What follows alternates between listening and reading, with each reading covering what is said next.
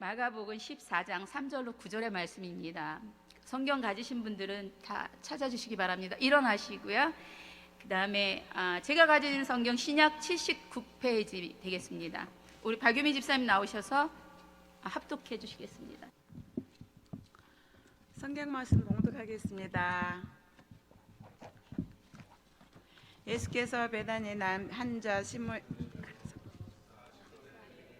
한 여자가 매우 값진 향유고 순전한 나들이 항오금을 가지고 와서 그 옥합을 깨뜨려 예수의 미래를 부으니 어떤 사람들이 화를 내어 서로 말하되 어찌하여 이 함유를 허비하는가? 이 함유를 300데리온 이상에 팔아 가난한 자들에게 줄 수 있게도록 하며 그 여자를 책망하지니라. 예수께서 이르시되 가만두라. 너희가 어찌하여 그를 괴롭게 하느냐? 그가 내게 좋은 일을 하였느니라. 가난한 자들은 항상 너희와 함께 있으니 아무 때라도 원하는 대로 도울 수 있거니와 나는 너희와 항상 함께 있지 아니하리라. 그는 힘을 다하여 내 몸을 함유를 부어 내 장날을 주며 내가 진실로 너희에게 이르오니 온 천하에 어디서든지 복음이 전파되는 곳에는 이 여자가 행한 일도 많아요 그를 기억하리라 하시니라. 아멘.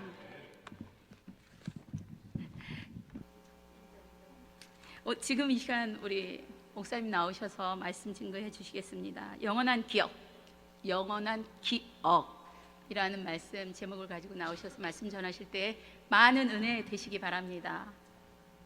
할렐루야. 네, 잠깐 기도하겠습니다. 하나님 감사합니다. 하나님 이렇게 복되고 귀한 날 주시고 또 주님 앞에 나와서 연약한 저희들 예배하며 또 경배케 할 수 있는 귀한 장소와 시간을 허락하심을 감사를 드립니다. 하나님 오늘 시간에 우리의 자랑과 우리의 힘으로 하나님 앞에 나아가는 것이 아니요 오직 예수 그리스도 그 공로의 의자에서 기쁨과 감사함으로 하나님 앞에 예배하기 원합니다. 하나님 오늘 시간에 상한 심령들 하나님 다시 한번 치료하시고 하나님 이 시간에 지치고 곤비한 심령들 위로하시고 용기 주시어서 말씀 속에 그리스도를 만나고 그 지표를 삼아 십자가를 바라보며 담대히 걸어가게 하여 주시옵소서. 예수님 이름으로 기도드리옵나이다. 아멘. 네, 오늘 여성교회 헌신 예배로 드리게 하신 하나님께 영광을 돌립니다. 우리 다시 한번 하나님께 영광의 박수 돌릴까요? 할렐루야. 네, 감사합니다. 네, 정말 연약한 교회로 시작해서 이렇게 여성교회 또 하나님께서 또 세워주시고 인도해 주신 하나님 앞에 다시 한번 영광을 돌립니다. 여러분들에게 각자 누구에게 기억할 만한 사람이 있습니까? 또 기억해야 할 사람, 또 기억이 나는 사람. 뭐 여러분 기억하는 사람들이 누구나 있겠죠. 저에게도 분명히 기억해야 될 사람이 한 분이 계십니다. 뭐 이렇게 썩 많지는 않지만, 근데 그분은 참 귀중한 분이시죠. 제가 한창 방황할 적이 있었습니다. 생길 것 같지 않게 한창 방황하고 어려운 시절이 있었어요. 한창 사춘기를 지내면서 저희 아버님께서 사업에 또 이렇게 부도가 나시고. 여러분 집에 빨간 딱지 아십니까? 아세요? 아시는 분은 아시겠죠? 빨간 딱지가 집에 3번 정도 붙은 사람이에요. 할렐루야. 항상 그런 게 씁쓸했어요. 이게 뭐 처음에 붙일 때는 잘 몰랐는데 그냥 3번 정도 붙이니까 그때서부터는 좀 약간 뉴스가 되더라고요. 그러면서 한편으로는 그런 마음이 생겼어요. 너무나 싫은 거죠. 불평이 막 생기고. 도대체 우리 부모님은 왜 그러실까? 우리 아버님은 도대체 뭐 사업만 하시면 저렇게 사기를 당하시고 이렇게 어려움을 당하실까? 이런 마음들이 너무나 많았습니다. 그래가지고 좀 어린 나이에 좀 이렇게 죄송한 얘기지만 자살도 생각했었고요. 하여간 너무 막 이렇게 정신적인 스트레스를 받다 보니까 내가 원하는 그런 방향으로 가지가 않게 되더라고요. 그래서 많은 트러블을 이렇게 일으켰습니다. 근데 한 날은 제 친구가 저한테 이렇게 얘기를 해요. 나랑 교회 가자 그러는 거예요. 그래서 얘가 갑자기 정신이 이상해졌나? 그래서 제가 이렇게 정신감정을 좀 받아보도록 하자 이렇게 얘기를 했어요. 그랬더니 이 친구가 아니래요. 자기는 꼭 교회를 가야 되겠다는 거예요. 그래서 왜 교회를 가는데? 그랬더니 너무나 아름다운 아가씨가 하나 있는데 자기 혼자 가면 너무나 창피하기 때문에 저를 꼭 데리고 가야 되겠다는 거예요. 아니 등치는 저보다 더 커요. 키가 그 당시에 뭐 1m 90이 넘고 완전 뭐 공포의 외인 구단에 나오는 백두산만큼 등치가 이만한 친구가 여자 아가씨 하나 만나러 가는데 왜 저를 데리고 가냐고요. 그래서 어쩔 수 없이 따라갔습니다. 근데 이상하게 그 전도사님이, 학생의 전도사님이 계셨는데 제 옆에 오시더니 저한테 얘기를 하시는 거예요. 저는 뭐 다 싫었어요. 설교고 싫고 찬양도 싫고 그냥 다 싫었습니다. 그래서 뭐 얘기를 듣는 둥 마는 둥 했는데 뭐 하나님께서 나를 사랑하시고 어쩌고저쩌고 막 그러시는 거예요. 그래서 이 전도사님이 좀 이상하십니다. 하나님이 살아계시면은 나를 이렇게 힘들게 하겠어요? 우리 집안을 이렇게 만들겠어요? 막 이런 어렸을 때 이거 잘못된 감정들이 막 쏟아져 나오면서 이 전도사님한테 이제 뭐 이 말로 이제 언쟁을 하기 시작했죠. 그래서 제가 그날 엄청 깨졌습니다. 집에 들어와서 막 오기가 생기는 거예요. 야, 다음 주에 또 가가지고 내가 이 전도사님한테 꼭 이겨야 되겠다. 다음 주에 또 갔습니다. 또 깨졌어요. 말로는 도대체 못 이기겠다고. 야, 정말 말 잘한다. 다음 주에 갈고 제가 또 닦았습니다. 칼을 갈면서 이번엔 내가 꼭 이기리라. 그렇게 하고 제가 2달 동안 교회를 꾸준히 나갔습니다. 그런데 한날은 전도사님이 저한테 그러시는 거예요. 한번 기도회를 참석하자고. 기도회에 나갔죠. 하나님 어떤 분이신가? 하나님 만나기 위해서. 그게 저의 인생의 완전 터닝 포인트였어요. 성령님을 만났는데요, 뭐 이루 말할 수 없는 감정을 제가 여러분 표현할 수가 없어요. 뭐 아시는 분들만 아시겠지만 정말 뭐 제 얼굴에서 나올 수 있는 것들은 다 나옵니다. 막 눈물, 콧물, 침, 땀, 뭐 다 쏟아 나오는 거예요. 이건 제가 원하는 것이 아니었어요. 그러면서 제 앞에 이 스크린 같은 것들이 막 지나가요. 제가 어렸을 때부터 죄진 것들이 막 지나갑니다. 뭐 이제 성령님을 만난 거죠. 그래서 완전 꼬꾸라지고 그때 이제 우리가 말하는 이제 방언이 터지고 은사를 받기 시작했어요. 저는 지금도 그 전도사님을 잊지 못합니다. 만약에 그분이 저에게 하나님의 복음을 전하시지 않고 말씀을 전하시지 않고 그랬었다면 제가 이 자리에서 이 아름다운 교회 또 우리 아름다운 성도님들과 함께 예배를 드릴 수 있었을까? 한창 정말 질풍노도와 같은 혈기왕성한 시대를 지냈던 그 젊은 나이에 혹이나 예수를 못 낳았다면 내 마음대로 내 고집대로 인생을 살아갔을 때 나의 인생이 어땠을까? 그런 생각을 하니까 정말 뒷골이 오싹합니다. 저는 그 전도사님을 아직도 잊지 못합니다. 그분 때문에 내가 예수를 만났고 그분 때문에 내가 이 자리에 있었다는 것, 너무나 감사하죠. 여러분들은 어떠십니까? 여러분 개인 속의 삶 속에서 좋은 기억이든 나쁜 기억이든 꼭 기억해야 될 사람들이 분명히 여러분들에게 있을 것입니다. 또 기억해야만 해야 될 사람들이 분명히 있을 것입니다. 그 사람 때문에, 혹이나 그 사람의 기도 때문에, 혹이나 그 사람의 나의 위로 때문에 내가 이 자리에 있을 수 있었다는 것, 굉장히 중요한 것이라고 생각합니다. 오늘 이 시간에도 우리 예수님께서는 분명히 마가복음 14장 9절에 말씀하십니다. 기억하리라, 이렇게 말씀하고 계세요. 맨 마지막에 기억하리라. 누구를요? 이 여인을 기억하라. 이 성경에는요, 도유 사건이 3번이 나옵니다. 어떤 분은 이제 2번째 사건과 3번째 사건을 한 사건으로 말씀하시는 분도 계시지만 또 개개인적인 견해가 좀 틀립니다. 한 3번 정도 이 도유 사건이 나오는데 이 여인의 기름 부음을 통해서 예수님께서 한 가지 하신 말씀이 계십니다. 그 기름을 부을 때에 많은 사람들이 그 주위에 있으면서 이렇게 얘기하죠. 그것을 팔아서 가난한 사람들에게 나눠주면 얼마나 좋겠느냐. 그랬더니 예수님께서 말씀하시죠. 가난한 자와 소외된 자들은 너희들과 함께 있을지 모르지만 나는 이제 곧 있으면 죽는다. 이 여인이 나의 장례를 준비하는 것이다. 이렇게 말씀하시는 것이죠. 그러면서 이 여인이 하는 행위에 대해서 너희가 앞으로 기억하게 될 것이다. 이렇게 말씀하고 계십니다. 저는 이 말씀의 메시지를 보면서 누군가에게 기억이 남는 사람이 되는 것처럼 누군가에게 기억해야 할 만한 사람이 된다는 것은 굉장히 중요한 것이라고 생각합니다. 특히 우리 예수님께서 기억할 만한 사람.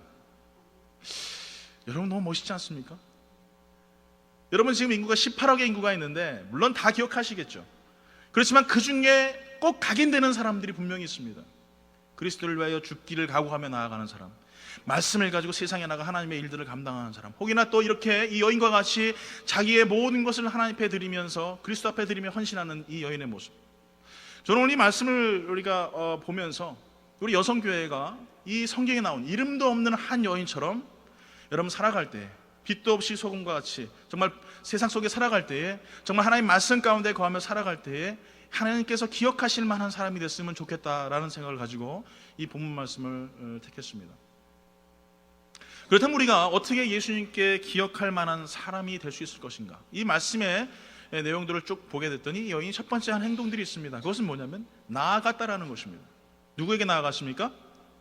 그리스도께 나아갔어요. 이 여인이 어떤 여인인지 모릅니다. 뭐 부자 여인인지 가난한 여인인지 뭐 가늠한 여인인지 뭐 그 정체에 대해서는 나오지 않습니다. 그런데 이 한 여인이 그리스도 앞에 나아갔다. 지금 베단니 문둥병자에서 많은 사람들이 같이 저녁상에서 밥을 먹고 있는 자리입니다. 지금이야 여러분 뭐 남녀 평등 외치지만 이 당시에는 여자는요 겸상을 할 수가 없죠. 여러분 아시죠? 같이 이렇게 밥을 먹을 때 여자는 옛날에도 따로 저쪽 가서 먹든지 아니면은 저기 부엌에 들어가서 혼자서 이렇게 밥을 먹었죠. 연세대 분들이 기억나시죠? 예. 지금 젊으신 분들이 네 그러시는 분들은 뭐예요? 예. 예.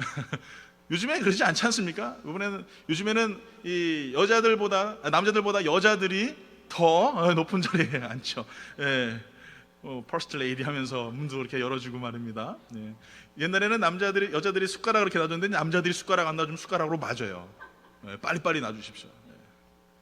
요즘에 그런 시대에 살고 있어요. 근데 이 당시에는요, 남자들이 앉아서 밥을 먹는 그 자리에 여자가 나올 수가 없었어요. 나와서 뭘 얘기를 한다든지 이렇게 뭐 기름을 붓는다든지 이런 거 상상할 수 없는 그런 상황이었습니다. 그런데 이 여인이 그 모든 환경들을 무릅쓰고 그리스도 앞에 나아갔다라는 것, 돌로 맞아 죽을 수도 있는 상황이죠. 예, 고통을 당하거나 사람들의 조롱거리가 될 수 있는 그런 상황인데 이 여인은 그리스도 앞에 나아갑니다. 저는 이 말씀을 보면서 이 여인이 나아갔던 첫 발, 그 걸음을 우리가 좀 기억했으면 좋겠다는 것입니다. 이 여인이 왜 나갔을까요? 그 여인이 무엇을 가지고, 무슨 소망을 가지고 나아갔을까요? 그것은 단 한 가지입니다. 믿음이라는 것이죠. 히브리서 11장 6절에 말합니다. 믿음이 없이는 하나님을 기쁘시게 하지 못하나니 하나님께 나아가는 자는 반드시 그가 계신 것과 또한 그가 자기를 찾는 자들에게 상 주시는 이심을 믿어야 할지니라, 이렇게 말씀하고 있어요. 나아갈 때 어떻게 나아간다고요? 믿음을 가지고 나아간다.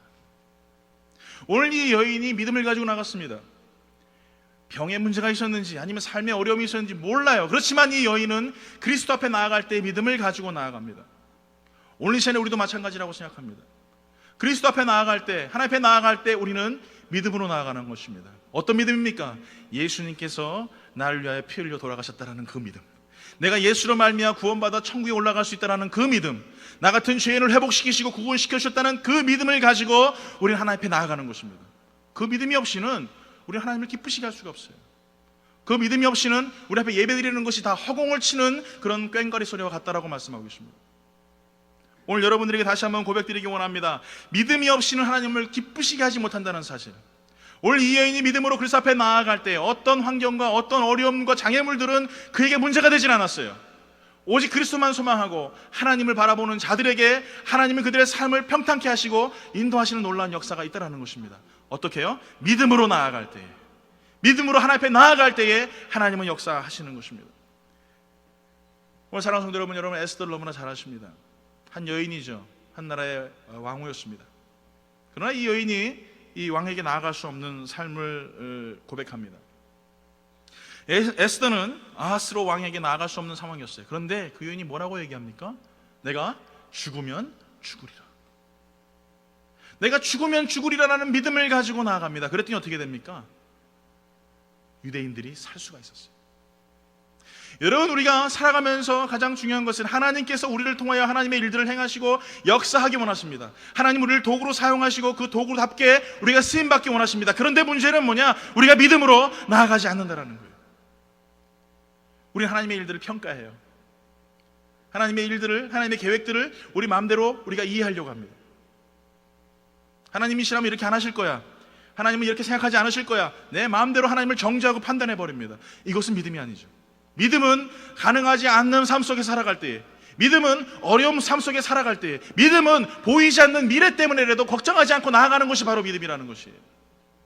오늘 여러분 삶 가운데서 여러분의 믿음을 가로막게 하는, 여러분의 그 믿음의 발걸음을 가로막게 하는 그것은 무엇입니까? 홍해 앞에 선 이스라엘 백성들과 그리고 모세를 여러분 기억하시죠?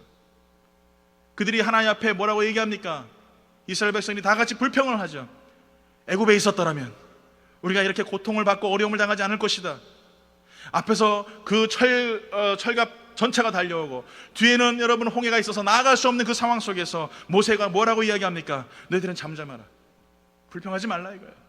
그리고 하나님의 행하실 것을 지켜봐라. 여러분, 그때 하나님께서 놀라운 기적을 역사를 이루십니다. 믿음으로 선 모세 앞에 그 하나님께서는 홍해를 가르친다라는 것이에요. 어떤 사람을 통하여서? 믿음으로 나아가는 그 한 사람을 통하여서. 우리에게는 문제들이 너무나 많이 있습니다. 어려움들이 많이 있습니다. 어떤 사람 너무나 평안한 사람도 있어요. 그런데 분명한 것은 그 상황 속에서 우리는 모세와 같이, 에스더와 같이 하나님 앞에 죽으면 죽으리라는 고백의 믿음이 우리 삶 가운데 선포되어야 된다는 것이에요.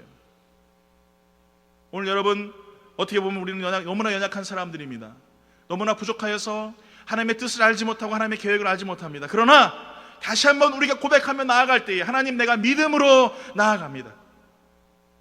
이 연약한 한 여인의 기름 부음을 통하여서 예수님께서 이 여인을 영원토록 기억하시겠다라고 말씀하신 것처럼, 그리고 어디서든지 복음이 전해지는 곳에 이 여인의 행한 것들을 기억하신다라고 말씀하신 것처럼, 하나님, 내가 그리스도를 향하여 첫 믿음의 발을 내어 던집니다. 고백할 수 있는 성도들이 되어야 될 줄 믿습니다. 여러분, 에디슨 잘 아시죠? 에디슨이 추궁기를 처음 만들 때에 이 설계도를 쫙 그렸습니다. 그리고 기술자에게 갖다 줬어요. 그리고 기술자에게 이 추궁기를 만들어 달라고 했습니다. 그랬더니 이 기술자가 하는 말이, 선생님, 이 추궁기는 만들어 봐야 아무 소용이 없습니다. 이거 지금 만들어 봐 소리도 나지 않습니다. 이렇게 얘기를 하는 거예요. 기술적인 측면을 이야기하는 거겠죠. 근데 에디슨이 이렇게 얘기를 해요. 그거는 당신하고 상관없는 일입니다. 내가 원하는 대로, 이 도면대로, 이 설계대로 당신은 만들어주면 됩니다. 그 이후의 문제는 내가 해결하겠습니다. 이렇게 얘기를 했다고 해요. 사랑하는 성도 여러분, 우리가 분명히 알아야 될 것은 우리가 하나님께서 주신 일들에 대하여서 우리가 해야 할 일들이 무엇인지를 다시 한번 우리는 기억해야 됩니다. 우리는 하나님이 나를 사용하실 때에, 나를 저곳으로 보내시거나, 아니면 하나님 나 이 자리에 앉히셨을 때에, 아니면 나를 또 이 저곳으로 옮기셨을 때, 분명한 것은 하나님의 계획이 나의 삶 가운데 있다는 사실을 기억해야 된다는 것입니다. 그런데 우리는 거기에 불평을 해요.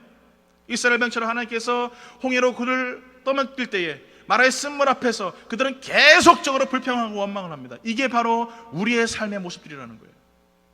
왜 하나님 나를 이렇게 보내셨습니까? 나를 하나님 왜 이렇게 사용하십니까? 이것이 우리들의 모습입니다. 그러나 그때에 하나님 우리에게 말씀하십니다. 너는 잠잠하라 이거예요. 문제가 생겨도 내가 해결할 것이고, 어려움이 있어도 내가 풀어줄 것이고, 답답하여도 내가 시원하게 할 것이다. 그것이 하나님의 방법이시라는 것이에요. 여러분 명심하십시오. 하나님께서 나를 어디에 사용하시든지 어디에 있든지 하나님의 방법대로 쓰실 줄 믿습니다. 어떤 사람 질병 가운데 있어요.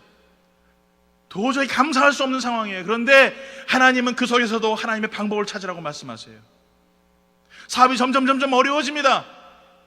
하나님, 내가 예수 잘 믿고 신앙생활 잘하는데 뭔가 문제가 있을까요, 하나님? 그러나 그때도 하나님 우리에게 말씀하시는 것은 너는 잠잠하라는 것이에요. 모든 문제는 하나님의 손에 있습니다. 그 길을 해결하시고 그 모든 문을 여실 일은 하나님밖에 없다라고 말씀하고 계십니다. 너는 그저 믿음으로 나아오면 된다라는 것이에요. 오늘 여러분 어디 계십니까? 다시 한번 여러분에게 질문을 드립니다. 하나님 나에게 고난을 주시거나 환난을 주시거나 역경을 주셔서 회복될 수 없는 상황 속에, 아니 육체적인 어려움 가운데 있을 때라도 오늘 여러분 분명한 것은 내가 하나님을 경외하고 하나님을 신뢰하는 법을 배워야 될 줄 믿습니다. 이 여인이 나와서 돌을 맞아 죽을지 아니면 어려움을 당할지 아무도 모르는 상황 속에서도 이 여인은 환경을 바라보지 않았어요. 그저 그의 목적은 예수 그리스도입니다. 오직 그분 앞에 나의 모든 것을 드리겠다는 고백입니다. 이 신실한 고백을 통하여서, 이 믿음을 통하여서 분명히 이 여인은 기억되어질 수 있는 아름다운 여인이 되었다라는 것이에요. 여러분 어떠십니까? 나오십시오. 믿음으로 그리스도 앞에 나오십시오. 어떤 상황, 환경, 그거 중요한 것이 아닙니다. 내가 무슨 조건이 돼야 예수를 잘 믿겠다? 여러분 이건 잘못된 것이죠. 저도 이제 한 아이의 또 한 딸의 아버지가 되어서 살아갑니다. 근데 참 모르는 게 너무 많아요. 그렇죠? 제가 뭐 아버지를 한 전생에 했다든지 뭐 이랬으면 좀 알겠는데, 뭐 전생이 우리에게 있습니까? 없으니까 단 한 번밖에 없어요. 매년마다 얘가 달라요. 매해마다 얘한테는 새로운 아버지예요, 저는요. 근데 그 아이가 나를 봤을 때는 우리 아버지는 뭐 슈퍼맨처럼 느껴지겠죠? 근데 이걸 감추려고 살려니까 너무나 힘들어요. 그렇지 아버님들? 그러니까 참 불쌍한 거예요, 우리 아버지들은.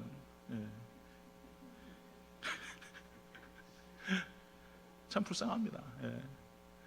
그러니까 여러분, 우리 아내 되시는 우리 여러분 남편분 많이 위로해 주십시오. 다 초보거든 사실은요. 익스페리언스가 없어요. 뭐 경험을 해본 적이 없고 다 항상 초보 운전하는 것처럼 살아가요. 인생을 나가서 돈도 벌어야 되고 자녀도 태역해야 하고, 그러다 보니까 너무나 피곤한 육체를 가지고 집에 들어오면 아이들하고 놀 시간도 없고 막 그냥 침대에 앉으면 카우치 마이 와이프 그러면서 텔레비 보고 있고, 너무나 힘들죠. 근데 제가 좀 살다 보니까 제 아들 대학교 보내고 나서 후회되는 부분들이 있어요. 다른 거 없습니다. 쟤하고 좀 많이 놀아줄 걸, 이거예요. 너무 못 놀아줬어요. 한번 떠나고 나니까 끝입니다. 김영규 선생님 얼마 안 남았습니다. 노년에 아이를 낳으셔서 남들보다 늦게 지금 이제 또 대학교 보내셨는데 얼마 안 남았습니다. 많이 놀아주세요. 컴플레인 뭐 문제 생기고 트러블 뭐 할 수 있어요. 그렇지만 많이 놀아준 아버지와 같이 지내는 아이들은 문제가 없는 것 같아요. 많이 놀아주시고 캠핑도 많이 가시고 또 할 수 있으면 아이들하고 많은 대화를 나누시고 좀 그러면은 좀 낫지 않을까 이런 생각을 해요. 여러분, 우리의 인생이 그렇잖아요. 여러분, 인생을 살아봤어야 인생에 대해서 알죠. 처음 살아보지 않습니까? 여러분, 내일 살아보셨어요? 아무도 안 살아봤어요. 내일은 아무도 모르는 내일이에요. 다 초보처럼 인생을 살아갑니다. 그때 우리가 해야 할 수 있는 게 무엇일까요? 이 현재를 믿음으로 살아가는 것입니다. 이 현실 앞에서 내가 그리스도를 향하여서 내일 보이지 않는 미래 앞에서 처음 살아보는 내일 앞에서 내가 최선을 다해서 그리스도를 신뢰하며 살아가는 것입니다. 거기밖에 방법이 없어요. 오늘 사랑하는 성도 여러분, 다시 한번 우리 그리스도 앞에 나아갈 때에 우리의 모든 삶을 하나님 앞에 내어 맡기며 초보 같은 인생일지 모르지만 보이지 않는 미래 같지만 그러나 오늘 이 시간에 최선을 다하고 하루하루 충성되이 살아갈 때에 정말 하나님께서 아름다운 삶을 살아가는 믿음의 사람들이라고 여러분의 삶을 축복하시고 인도하시지 않을까, 저는 그렇게 생각을 합니다. 두 번째로 이 여인을 봤더니 예수님 앞에 드렸다라는 것입니다. 드렸다. 많은 성도님들이 뭐 헌금 얘기를 하면 막 알러지 반응을 막 일으키지 않습니까? 뭐 11조 얘기하고 뭐 감사헌금 하고 그러면은 굉장히 막 부담스러워합니다. 그래서 제가 여러분에게 헌금을 설교하려고 하는 것이 아니라 이 여인은 그리스도 앞에 자기 것을 드렸다라는 그 고백에 대해서 다시 한번 우리가 생각해봤으면 좋겠다라고 생각합니다. 이 향유는요, 그 값이 굉장히 비쌉니다. 무려 300데나리온이라고 합니다. 1데나리온이 하루 일하는 사람의 품삯이라고 생각하면 이 300데나리온은 굉장히 비싼 거죠. 하루에 뭐 100불 정도, 150불, 누구는 뭐 300불 정도 벌겠지만 평균적으로 뭐 한 150에서 200불 정도 계산하면 300데나리온은 꽤 비싼 돈이라고 우리가 비싼 걸로 알 수 있겠죠. 여러분, 이 비싼 것을 이 여인은 액수를 개념치 아니하고 그리스도 앞에 완전히 쏟아붓습니다. 한 방울도 남기지 않고 머리부터 발끝까지 예수 그리스도 앞에 붓습니다. 이 나도 향유는요, 결혼하기 위해서 이 여인이 필요한 지참금이나 똑같습니다. 평생을 자기가 몸에 찍어 바르며 남편을 위하여서 향기를 품기 위해서 이 여인에게 필요한 것이었어요. 결혼해야 될 여인입니다. 앞으로 미래가 이제는 신랑과 함께 아름다운 가정을 꾸려야 될 여인입니다. 그런데 이 여인이 그 비싼 향유를 그리스도 앞에 온전히 다 쏟아붓습니다. 여러분, 이 의미가 무엇일까요? 어떤 의미를 가지고 있을까요?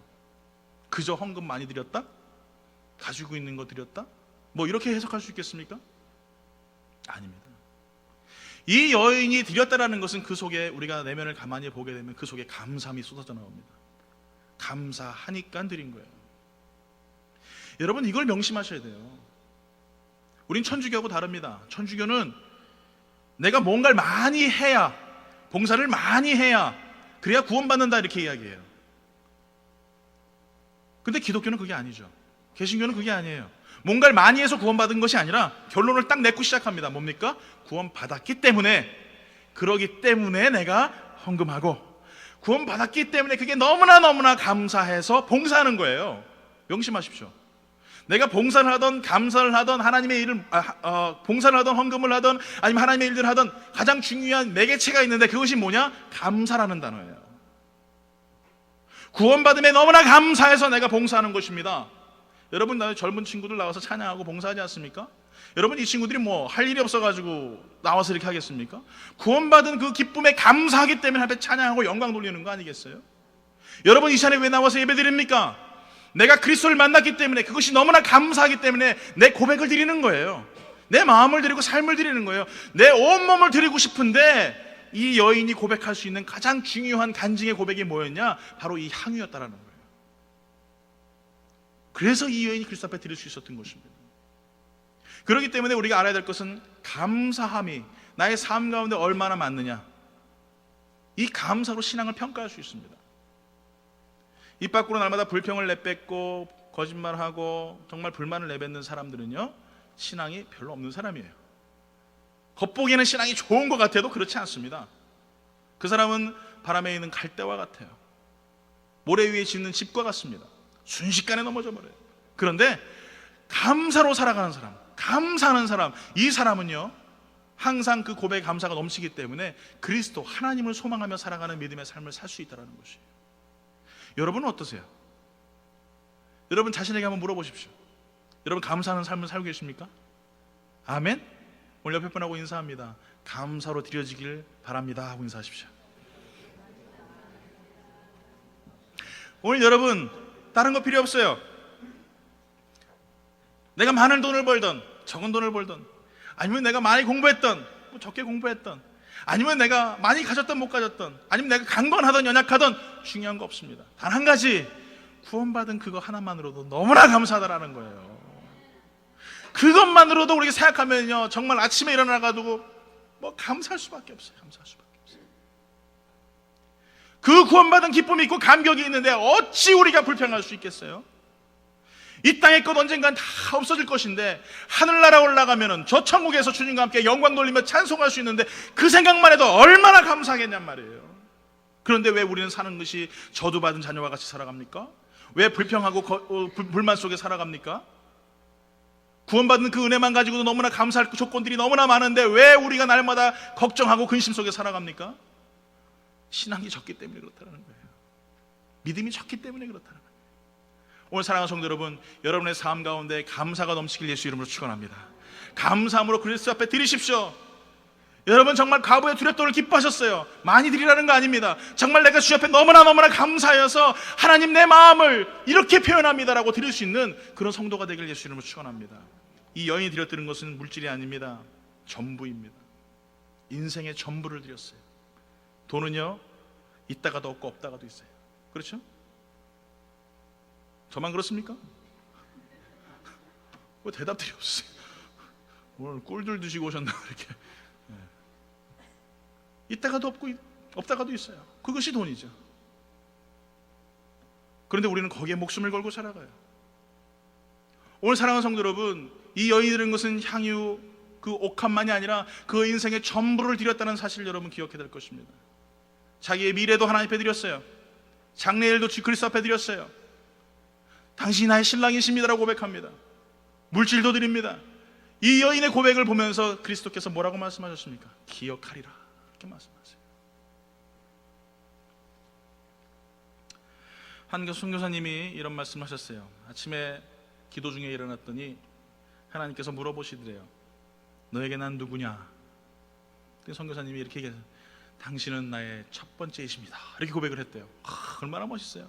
당신은 나의 첫 번째이십니다. 그래서 본인 스스로가 너무 만족스러운 거예요. 야, 내가 정말 대답을 기가 막히게 했을 거니까 아마 하나님 나에게 칭찬해 주실 거야. 근데 이상하게 하나님께서 아무 말씀을 안 하시대요. 하루 종일 기분이 언짢아가지고 이상해가지고 돌아다녔어요. 내가 뭔가 기도를 잘못했나? 내가 뭔가 하나님 말씀 앞에 응답을 잘못했나? 그런데 깨달음을 주시더래요. 나는 너의 첫 번째가 아니란다. 그러면요, 나는 너의 전부란다. 그리고 그날 저녁에 가서 당신은 나의 전부이십니다 그랬더니 하나님의 기쁨이 자기 속에 막 차고 넘치더랍니다. 맞아요. 여러분 이 말 뜻이 무엇입니까? 당신이 나의 첫 번째면은 두 번째, 세 번째, 네 번째도 있다는 얘기 아니에요. 여러분 제 아내가 저기 이희정 사모인데 세칸이 미세스 송, 뭐 미스 김, 뭐 그 다음에 떨드가 뭐 미스리 뭐 이겁니까? 아니에요 여러분.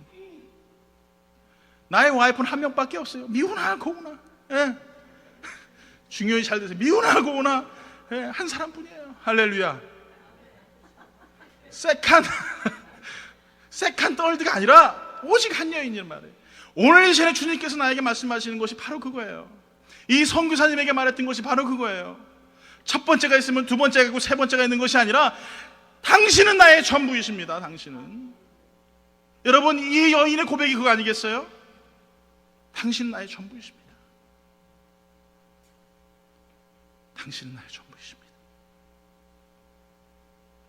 오늘 사랑하는 성도 여러분, 지금도 우리의 삶 가운데 이런 고백을 우리 주님께서는 듣기 원하십니다. 첫 번째, 두 번째, 세 번째도 아니라 나는 너의 전부란다. 요즘에 미인의 기준이 많이 다르죠? 텔레비 보면은 저는 다 그 사람이 그 사람 같아요. 뭐 아이돌이라고 하는데 6명이 나오고 7명이 나오면 다 똑같이 생겼어요. 근데 어떤 친구들은 다 이름을 외우더라고요. 참 신기하다. 이게 참 미스테리 같아요. 어떻게 이걸 다 기억하는지 모르겠어요.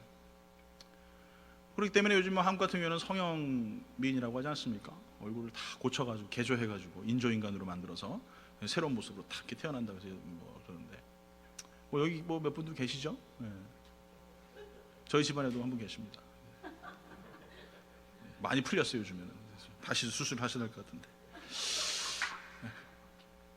미인의 기준이 다 달라요. 뭐 어떤 사람은 눈이 큰 사람을 좋아하는 사람이 있고, 또 어떤 사람은 뭐 또 코가 뾰족한 사람도 좋아하고, 다 다릅니다. 그 다큐멘터리를 봤더니 어떤 그 소수민족, 아프리카 소수민족을 봤더니 여기다 구멍을 뚫고 주걱을 이렇게 딱 집어넣으니까 이 여인이 제일 미인이래요.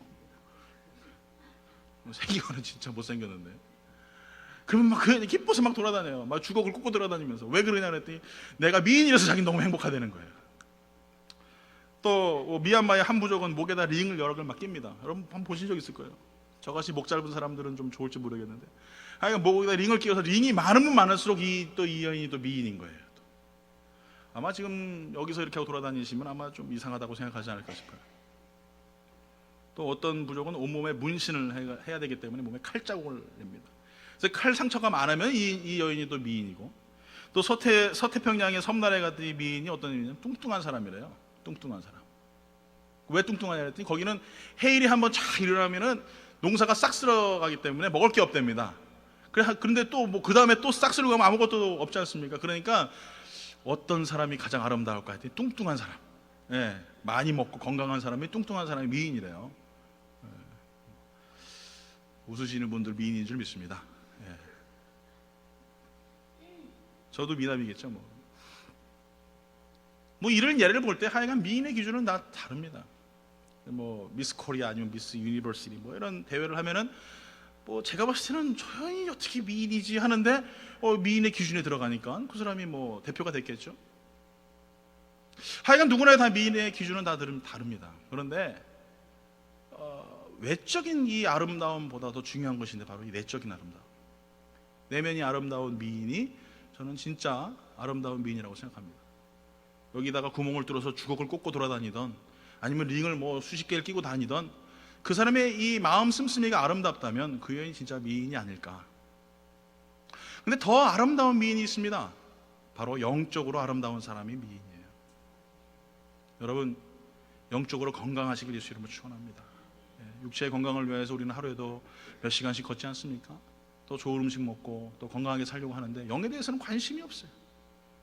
얼마나 내가 말씀을 많이 읽고 그 말씀 속에 살아갈 것인가 고민하고 기도하고 찬양하고 살아가는 그런 모습들이 있어야 됩니다. 보톡스 주사를 맞기 전에 먼저 영적으로 내가 나의 영적인 보톡스를 맞기 위해서 여러분 살아가길 예수 이름으로 축원합니다. 뭐 콧날을 높이 세우거나 눈을 동그랗게 만들고, 이것보다 영적으로 내가 더욱더 아름다운 모습을 갖추기 위해 노력하길 예수 이름으로 축원합니다. 오늘 사랑하는 성도 여러분, 오늘 우리의 삶 가운데 예수님께서는 이 아름다운 여인에 대해서 이야기하는 부분은 이 여인이 외모가 아름다워서 기억하신 것이 아닙니다. 여인이 특출나게 미인이라서 기억하신 것이 아닙니다. 이 여인이 영적이 너무나 아름다웠기 때문에 이 도유 사건을 기억하라라고 말씀하시는 것입니다. 저는 이제 오실 예수 그리스도를 소망하며 살아갑니다. 또 여러분도 마찬가지라고 생각해요. 분명히 예수님은 다시 오시고 우리가 본 그대로 다시 오신다라고 성경은 말씀하고 계십니다. 마라나타 주 예수여 어서 오시옵소서, 요한계시록의 마지막에 그렇게 말씀하고 계십니다. 그렇게 우리가 준비하고 살아가는 예비한 영적인 신부인 줄 믿습니다. 그때에 여기 앉아 계신 우리 성도님들, 또 우리가 알고 있는 모든 사람들, 예수님께서 지나가시면 이렇게 얘기하시는 거예요. 오, 나 너 기억해. 할렐루야. 얼마나 멋있을까요? 그저 간신히 턱걸이에서 예수 믿는 것이 아니라 예수님의 내리 속에 콱 박히는 사람. 오, 네가 나를 위해 가난한 사람들 그렇게 구제했지, 네가 나의 이름으로 그렇게 봉사했지, 네가 나에게 너무나 감사하여서 그렇게 열심히 살아갔지, 그렇게 기억에 남는 사람. 오늘 일 가운데 있는 줄 믿습니다. 옆에 분하고 인사합니다. 당신은 예수님께서 기억하는 사람입니다. 아멘. 믿으십니까? 오늘 이 시간에 여러분 예수님께서 기억하실 수 있는 아름다운 여러분 되길 예수 이름으로 축원합니다. 오늘 여러분 어떤 모습을 가지고 오셨건 또 어떤 생각으로 여러분 이 시간에 나왔던 여러분 중요치 않습니다. 그 발 앞에 다 내려놓으세요. 그리고 내가 가지고 있는 가장 소중한 것을 그 예수님의 머리에 부으십시오. 여러분 자녀를 사랑하십니까? 예수 옆에 부으세요. 돈을 사랑하십니까? 예수 옆에 부으세요. 여러분 직장과 사업을 사랑하십니까? 예수 옆에 부으세요. 어떤 사람은 나를 너무나 사랑한 사람이 있어요. 예수 옆에 부으세요. 그리고 예수님께서 말씀하십니다. 내가 너를 기억하리라. 복음이 전파되는 그 어느 곳에든지 기억되리라. 주 발 앞에 무릎 꿇고 그 사랑에 남기네. 어떤 말도 그 어떤 소리도 그 발 앞에서 잠잠해지네.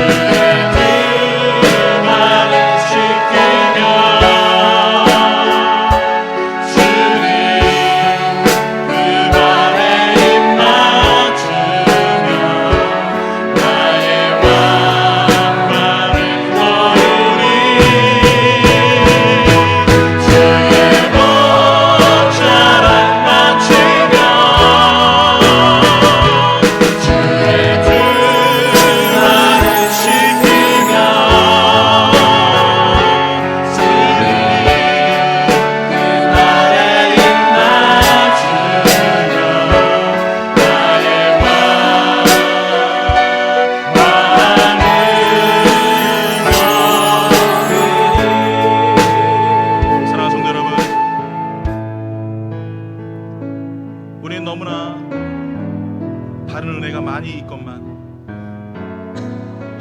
자꾸 구원과는 관계없는 믿음에 대해서 자꾸 이야기합니다. 더 아름다운 옷을 입어야 구원받는다고 생각합니다. 남들이 봤을 때 뛰어난 삶을 살고 많이 배우고 또 높은 자리에 앉아야지만 우리는 구원받는다라고 자꾸 착각하게 만듭니다. 명심하십시오. 그것은 구원과 아무 관계가 없습니다. 오늘 이 시간에 이 한 여인이 향유를 들고 나아갔던 그 믿음을 다시 한번 기억하길 바랍니다. 오직 믿음만이 주님의 기억에 남을 수 있습니다.